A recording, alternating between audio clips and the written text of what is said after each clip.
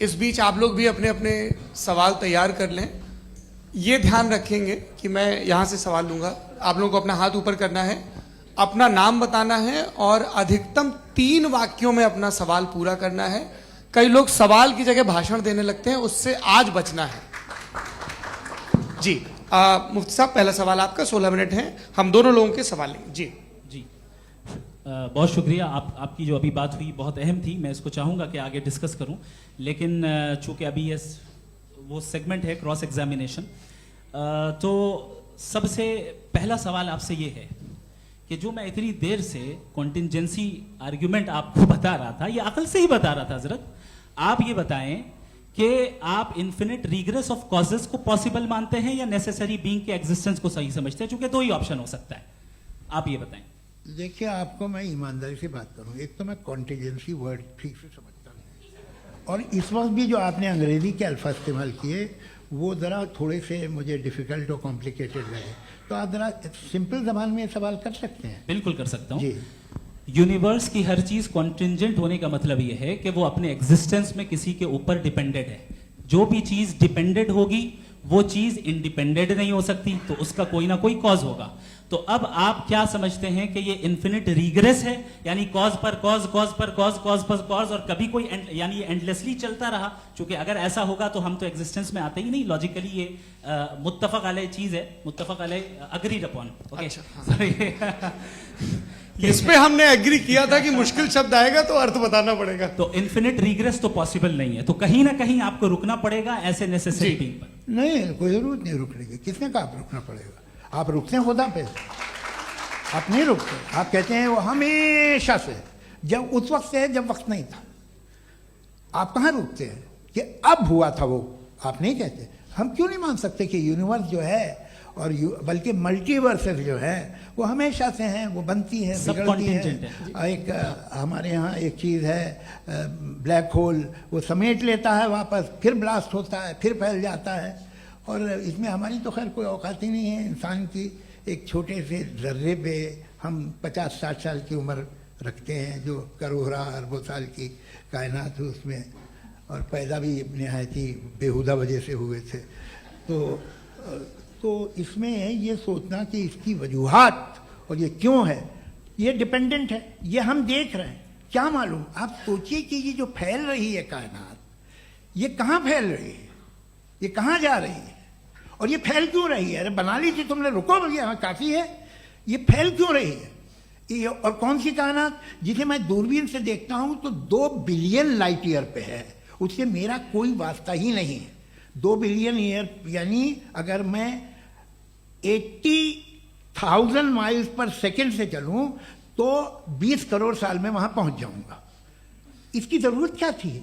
ये दुनिया, ये कायनात तो इंसान अशरफुल मखलूकात के लिए बनाई गई ना।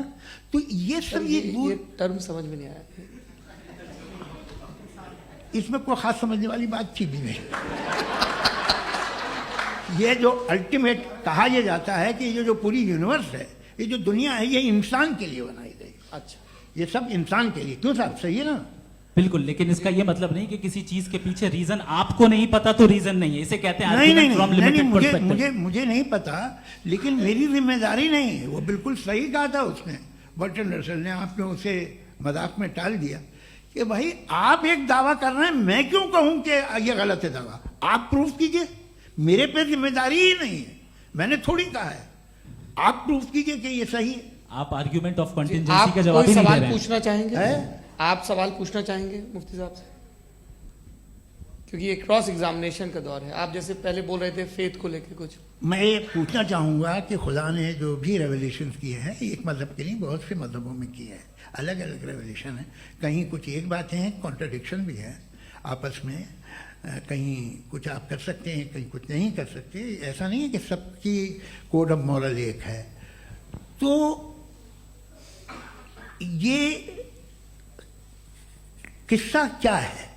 अब आप ये देखिए कि मुझे कभी कभी लगता है कि ये जो फुटबॉल फाइनल होता है, लाखों लोग होते हैं, फिर वो टीवी कवर कर करोड़ों लोग, अगर उसमें खुदा की एक बूमिंग आवाज़ आ जाती, मैं गॉड हूँ, तो सारे लोग अभी सुन लेते और टीवी पे भी सुन लेते, किस्सा खत्म होता। ये इतनी राजदारी क्या है कि तुम सामने कुछ तो सबूत दे दो हमें सॉलिड। ये कह साहब ये यूनिवर्स कैसे बनी, इससे मसला क्या हल होगा? मैं पूछूंगा आपसे खुदा कैसे बना, क्यों नहीं पूछूंगा कैसे बना? बल्कि वो तो कायनात से कहीं ज़्यादा इंटेलिजेंट है, कायनात से कहीं ज़्यादा कॉम्प्लेक्स। जी वो हमेशा से है, आप कहेंगे मैं मान लूँगा। अच्छा दोयम वो कादिर मुतलक, यानी कादिर मुतलक का मतलब ओमनीपोटेंट, वो जो चाहे कर सकता है। आपको नौकरी दिलवा सकता है, आपकी अच्छी जगह शादी करवा सकता है, आपके पड़ोसी का मुकदमा हरवा सकता है, आपको जिता सकता है, सब काम करता है। थोड़ा सा माइक क्लोज जी। वो इस दुनिया को चला कैसे रहा है, ये दुनिया कैसे चल रही है, आपको इस पर हैरत नहीं होती? या क़यामत के बाद कभी एक जस्टिस होगा, जब ये बच्चा मर चुका होगा जिसकी धज्जियाँ उड़ गई बम से, इसको इंसाफ मिलेगा तब। अच्छा अब जवाब दूं? हाँ जी जी। मैं वही इसीलिए आप ही की तरफ। सबसे पहले आपने रेवलेशन और स्क्रिप्चर्स की बात की, इस पे मैं बात कर सकता हूं लेकिन आज नहीं करूंगा चूंकि वक्त कम है, कभी और इस पे डिस्कस करेंगे। मैं तैयार हूं उस पे भी बात करने के लिए। ये क्योंकि अभी हमारा से topic- राउंड 2 की भूमिका तय हो रही है। डज गॉड एग्जिस्ट राउंड 2 जी। चूंकि आज गॉड के एग्जिस्टेंस पे बात है तो मैं उसी के रिलेटेड जो है आपके सवालात को एंटरटेन भी करूंगा और मैं भी पूछूंगा। आपने कहा कि आपने साबित ही नहीं किया, जबकि आर्ग्यूमेंट ऑफ कॉन्टिजेंसी बुनियादी आर्ग्यूमेंट है। आप मुझे कॉन्टिजेंसी का मतलब बताइए, आपका मतलब क्या कॉन्टिजेंसी? कॉन्टिजेंसी का मतलब यह हुआ कि हर वो वजूद जो किसी भी चीज का पाबंद है, हर वो वजूद या हर वो चीज जो अपने एग्जिस्टेंस में किसी भी चीज के पाबंद है और उससे बाउंड है, उसको उसकी जरूरत है, उस पर डिपेंड करती है, तो जाहिर सी बात है कि उसका कोई ना कोई कॉज होता है। ये तो अक्ल की बात है, ये आप रीजनिंग की बात करते हैं, मैं वही कर रहा हूं। दूसरी चीज आपने ये बात कही कि इतने बिलियन लाइट ईयर्स दूर है, उसका मेरा क्या लेना देना। फिर मेरे ख्याल से आपको ये नहीं कहना चाहिए I think therefore I am an atheist. आपको सोचना चाहिए, सिर्फ आप एक लिमिटेड दायरे में रहकर नहीं सोचें बल्कि बाहर निकलकर सोचें। आपने तीसरा सवाल किया, आपने 2-3 सवाल एक साथ। ऐसी बातें ना कीजिए, कुछ लोगों को इतराज हो जाएगा आप पे कि आप कुछ भी सोचिए, ये इजाजत आपको है नहीं, मुझे है।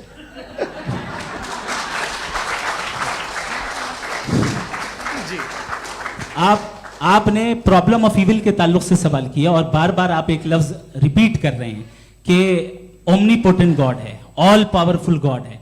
यही तो दरअसल समझना है कि गॉड का कॉन्सेप्ट क्या है। प्रॉब्लम ऑफ इविल जो है, प्रॉब्लम ऑफ इविल दर हकीकत 2 असम्पशंस पर कायम है। अगर आप इन 2 असम्पशंस को समझ जाएं तो ये प्रॉब्लम नहीं रहेगी, आर्ग्यूमेंट आपको समझ में आ जाएगी कि ये कोलैप्स कर जाता है। पॉइंट नंबर 1, यानी जो आपका सबसे पहला फॉल्स असम्पशन है कि गॉड मर्सीफुल है, ओमनीपोटेंट है, दुनिया में जुल्म हो रहा है। लेकिन आपको यह समझना चाहिए कि हमारे वर्ल्ड व्यू के मुताबिक गॉड सिर्फ ओमनीपोटेंट और सिर्फ मर्सीफुल नहीं है, बल्कि वो ऑल वाइज भी है और वो ऑल नोइंग भी है। उसके हर काम के पीछे हिकमत और विजडम है। ये कोई जरूरी नहीं है कि वो हिकमत और विजडम आपको समझ में आए या मुझे समझ में आए। अगर आप जो समझ रहे हैं उसके मुताबिक आप फैसला कर रहे हैं, ये लिमिटेड पर्सपेक्टिव से आर्ग्यूमेंट है। और इस चीज को हम अपनी दुनिया में, अपने लाइफ में, डेली लाइफ में इस प्रिंसिपल को एक्सेप्ट करते हैं। हम जब किसी डॉक्टर के पास जाते हैं, डॉक्टर के पास जाकर वो अगर उसने हमें कोई दवाई दी है तो हम ये तो नहीं कहते कि जब तक आपके पास जितना नॉलेज और जितना विजडम नहीं है, आपने क्यों ये दवाई दी है, तब तक हम इस चीज को एक्सेप्ट नहीं करेंगे। नहीं कहते, हम उसकी अथॉरिटी को तस्लीम करते हैं। क्यों? क्योंकि उसकी हम जानते हैं कि वो नॉलेजेबल है, वो विजडम वाला है, हमसे ज्यादा नॉलेज और हमसे ज्यादा विजडम है। बताएं सर। मैंने डॉक्टर में और खुदा में बड़ा डिफरेंस है। डॉक्टर पढ़ा लिखा होता है एक, तो मैं उसकी बात सुनूंगा।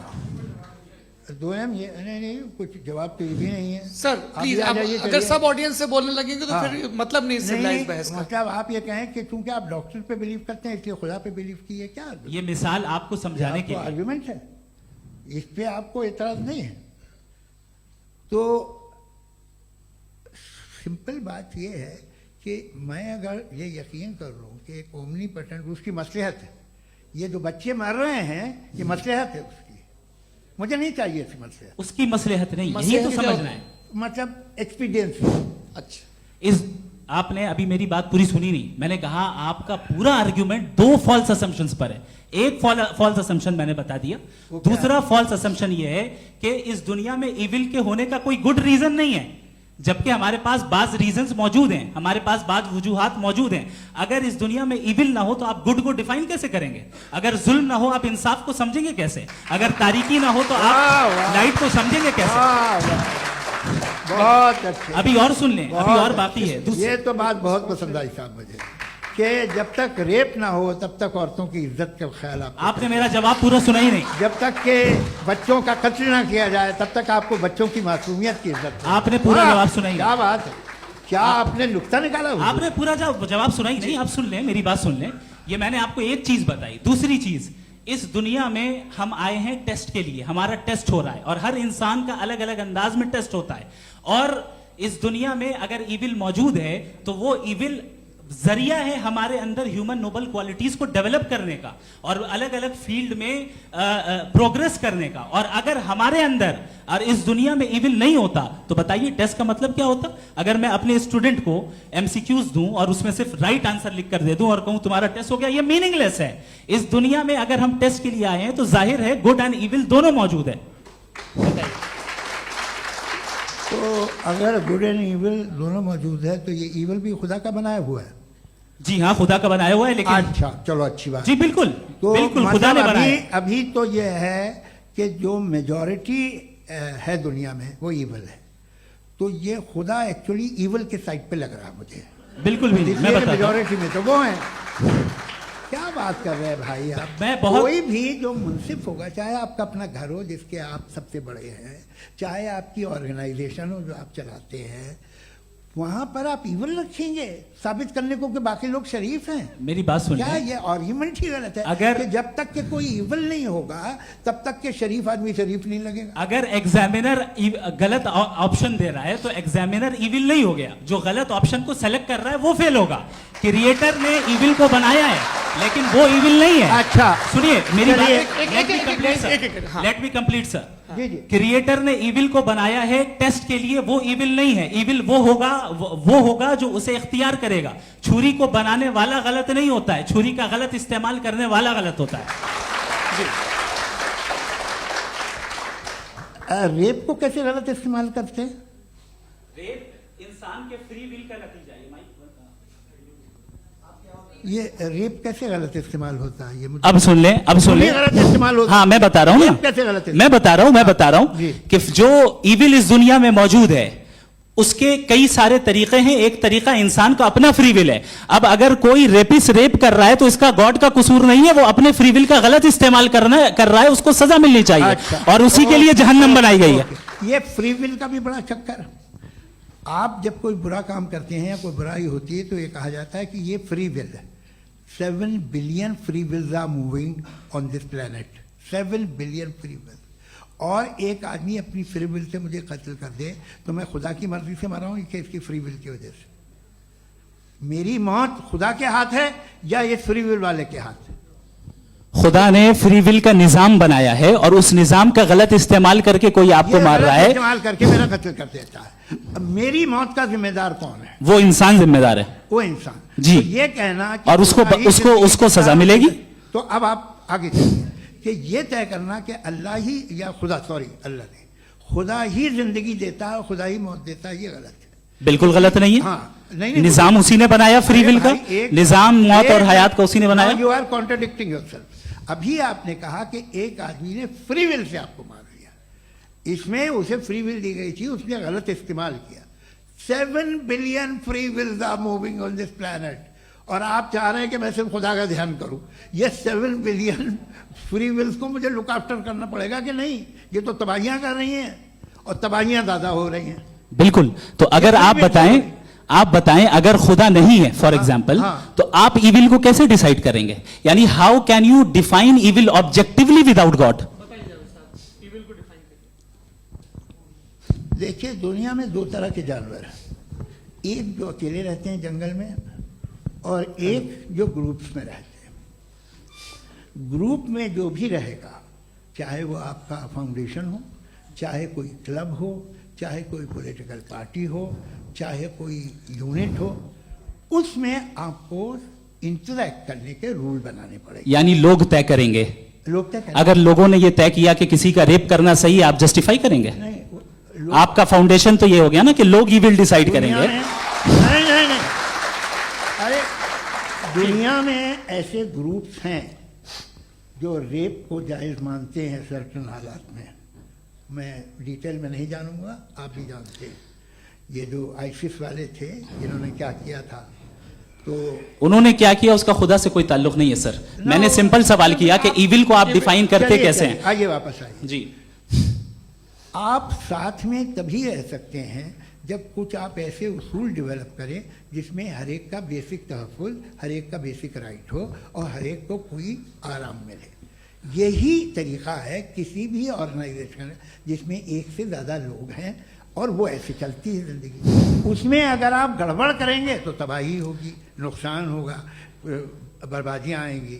और अगर उसमें आप घर ले लीजिए ना, एक हस्बैंड है, एक वाइफ है, बच्चे हैं, वालदा भी हैं, 2 बहनें भी हैं, एक भाई भी है। अब इसमें कोई निज़ाम आपको चाहिए साथ में रहने का, और एक दूसरे पे भरोसा रहे, एक दूसरे के बहीख्वाह हों, एक दूसरे की मदद करें, ऐसी जिंदगी। सर आपकी बात आ गई। आप ये कह रहे हैं कि लोग डिसाइड करेंगे क्या सही है क्या गलत है, यही है? मेजॉरिटी डिसाइड करेगी क्या सही है क्या गलत है? अरे भाई बिल्कुल। मेजॉरिटी अगर ये कहे कि नाजी जर्मनी के साथ जिस तरह मेजॉरिटी थी कि जेनोसाइड करना सही है, आप जस्टिफाई करेंगे? उस वक्त आपका ये सवाल सिर्फ उसके बाद क्लोजिंग। हाँ, उस वक्त प्लेनेट पे जो लोग थे हाँ। उनमें कितने लोग हिटलर को सही समझते? अच्छा, प्लेनेट की मेजॉरिटी तय करेगी, सोसाइटी की नहीं। प्लेनेट की मेजॉरिटी गॉड के एग्जिस्टेंस को सही मानती है, आप क्यों नहीं मानते? ये हेलो ये क्रॉस क्वेश्चन का राउंड यहाँ पर समाप्त होता है। और ये बड़ा अच्छा है कि इस तरह से फ्रेगमेंट कर दिया गया है ताकि जो मरकरी ऊपर जा रहा है नीचे जवाब आ दे जाए। दूं। जी, प्लेनेट की ज्यादातर मेजॉरिटी कुछ दूसरे मजहबों के खुदा को मानती है। आप उन्हें क्यों नहीं, आप तो मेजॉरिटी की बात कर रहे अच्छा, हैं। ये मैं भी क्लोजिंग majority की बात- आप ये कह रहे हैं इविल और गुड को डिसाइड मेजॉरिटी करेगी। मेजॉरिटी जो कर दे वो सही हो जाएगा। अरे क्लोजिंग इसको जैसा आप ही लोगों ने तय किया है उसी फॉर्मेट को फॉलो कर लेते हैं। हाँ। भाई मैंने तो भले लोगों पे एतबार किया और तब मॉडरेशन तय किया। जी, आपके पास 5 मिनट का वक्त है, क्लोजिंग आर्ग्यूमेंट है, उसके बाद हम ऑडियंस से क्वेश्चन आंसर लेंगे जावेद साहब की क्लोजिंग आर्ग्यूमेंट के बाद। Okay, time start. बहुत शुक्रिया जी। हमारा जो टॉपिक है डज गॉड एग्जिस्ट, मैं इस पे इतने एकेडमिक तैयारी करके आया था। मुझे था कि मैंने सोचा था कि कई सारे मैं आर्ग्यूमेंट्स दूंगा, लेकिन वक्त की भी किल्लत और जावेद साहब बार बार इधर उधर चले जा रहे थे तो उसको भी थोड़ा एंटरटेन करना पड़ गया। डज गॉड एग्जिस्ट पे मैं एक ही आर्ग्यूमेंट दे पाया। आर्ग्यूमेंट्स बहुत हैं और डेफिनेटिव आर्ग्यूमेंट्स हैं, और मेरे आर्ग्यूमेंट को किसी एक राउंड में भी इन्होंने एंटरटेन नहीं किया और रेफ्यूट नहीं किया। एक राउंड में भी नहीं, एक राउंड में भी नहीं। कौन सा? और ना ही अभी आपका क्लोजिंग आर्ग्यूमेंट आएगा नहीं, वो उसमें। बता देना। Argument of contingency sir. अरे मैं आपसे कई बार कह चुका हूँ कंटीजेंसी का मतलब अब मैं कैसे समझाऊं प्लीज, आपको? और आपस में हाँ, आप और प्लीज, कितने प्लीज, आसानी से समझाऊं मैं? मुझे तो नहीं समझ में आ रहा है। बस आप अपनी- आर्ग्यूमेंट ऑफ कंटीजेंसी उर्दू में बोल सकते हैं।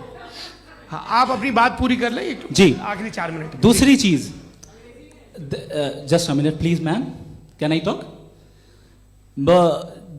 दूसरी चीज ये है कि आपने एक तो इसका जवाब नहीं दिया, दूसरा आपने गॉड के ना होने पर कोई डेफिनेटिव आर्ग्यूमेंट नहीं दिया। सिर्फ मजहब पे बात कर रहे हैं आप। मजहब तो आज हमारा टॉपिक ही नहीं था। आज तो हमारा टॉपिक हो, आप मजहब से ले लेकर आईएस तक चले गए। भाई हमारा क्या ताल्लुक है उससे? We condemn them. और उसका गॉड से क्या ताल्लुक है? अगर कोई गलत काम कर रहा है, किसी ने किसी को कत्ल किया, किसी ने किसी का रेप किया, उसको सजा मिलनी चाहिए। और आपके पास कोई भी rational strong foundation of morality नहीं है। आपने कहा कि मेजॉरिटी तय करेगी सोसाइटी की, वो सही होगा। मैंने कहा हिटलर को फिर आप सही कहेंगे? नहीं, प्लैनेट की सोसाइटी की मेजॉरिटी तय करेगी। तो प्लैनेट की मेजॉरिटी गॉड के एग्जिस्टेंस को मानती है, आप कह रहे हैं ये रिलीजियस है।